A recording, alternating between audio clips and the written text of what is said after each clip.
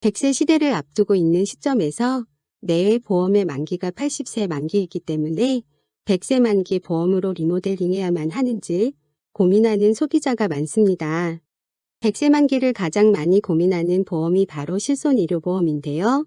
우리나라 국민 중에 3명 중에 2명이나 가입하고 있기 때문에 제2건강보험이라고도 하는 보험입니다.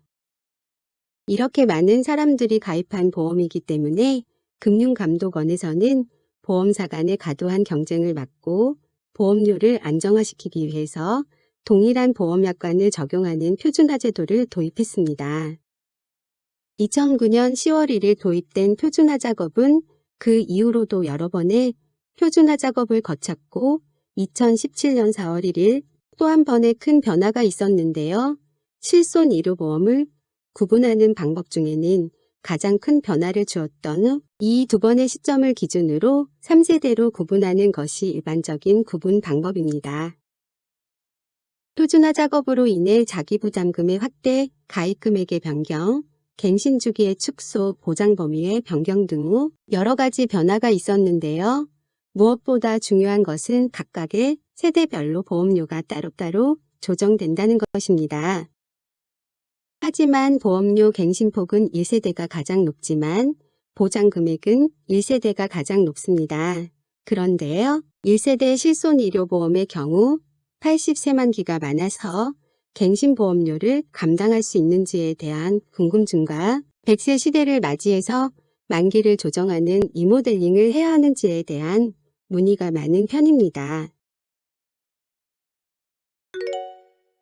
그럼 실손의료보험의 만기별 장단점을 정리해보고 리모델링 포인트를 알아볼까요? 80세 만기의 경우에는 우선 보장기간 때문에 80세 이후 자녀에게 의료비 부담을 시킬 수 있고 1세대 보험이라면 보험료의 갱신폭이 커서 유지 가능성도 걱정이 됩니다. 하지만 자기부담금이 거의 없기 때문에 의료비 부담이 많은 사람에게는 유리합니다. 100세 만기의 경우에는 보장기간이 길지만 보험료의 갱신폭을 예상하기 어렵고 수입원이 없는 80세 이후의 보험료가 부담이 될 수도 있습니다. 하지만 유지가 가능할 경우 자녀에게 의료비 부담을 주지 않을 수 있습니다. 만약 리모델링을 한다면 80세 만기 보험이라도 1세대 보험이고 의료비 부담이 많은 사람이라면 보험을 유지하고 노후자금을 더 준비하는 방법을 고려해 볼 수 있습니다. 경력이 없고 100세 만기를 꼭 원하는 경우라면 가입 시기별로 장단점을 검토해서 저렴한 단독의료 실비보험을 추가로 가입하는 것을 고려해 볼 수 있습니다. 실손의료보험의 만기는 각각 장단점을 가지고 있기 때문에 정답은 없습니다.